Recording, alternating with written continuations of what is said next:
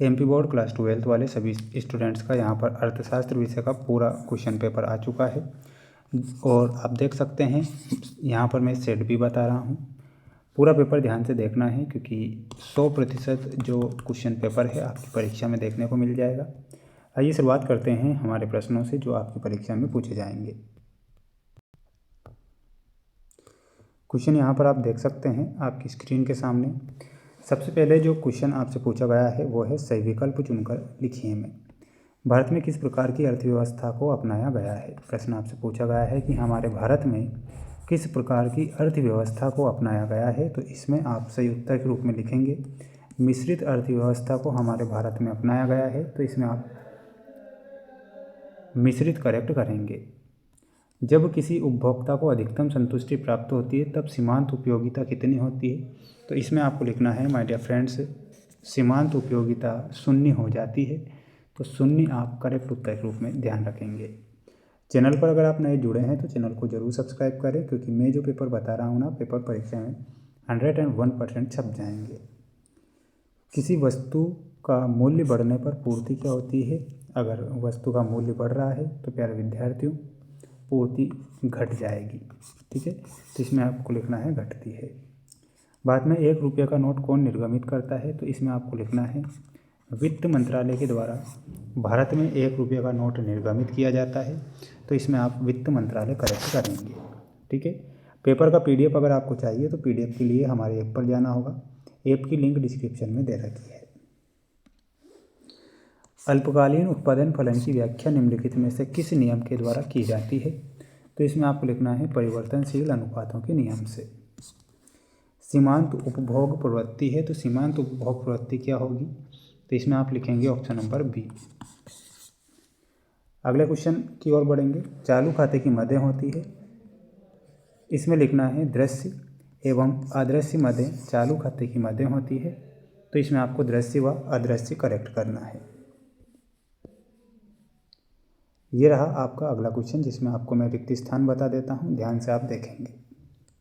सूक्ष्म एवं व्यापक अर्थशास्त्र एक दूसरे के हैं, तो ये एक दूसरे के पूरक हैं, तो इसमें आपको लिखना है पूरक। औसत लागत को ही वस्तु की कहते हैं, तो औसत लागत को ही वस्तु की कीमत कहा गया है, तो इसमें आप लिखेंगे कीमत।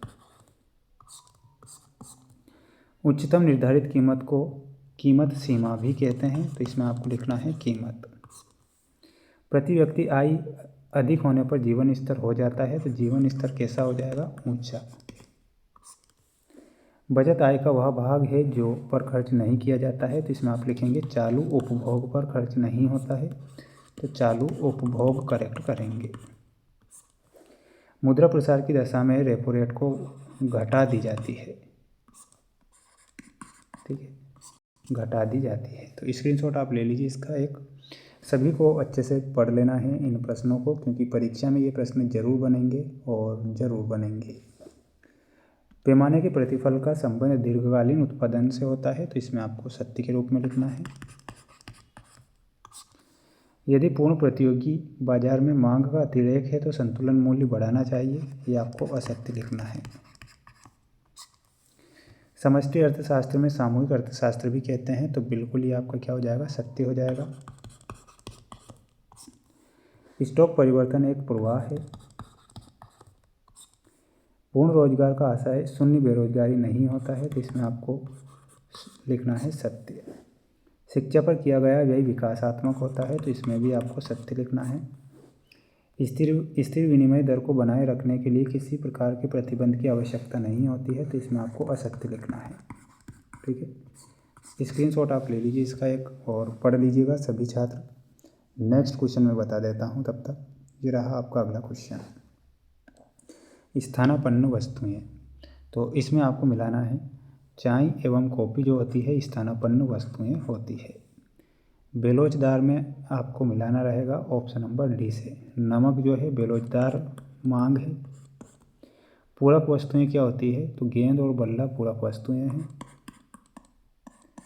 The general theory of employment में हमारा सही उत्तर क्या हो जाएगा, और वो हो जाएगा लॉर्ड किन्स। पूर्ति अपने आय एवं बचत दोनों परस्पर एक दूसरे से प्रत्यक्ष संबंध रखते हैं। पूर्ति अपने लिए मांग स्वयं उत्पन्न कर लेती है, ये जो कथन था प्रोफेसर जेबीसे का था, तो इसमें प्रोफेसर जेबीसे लिखना है।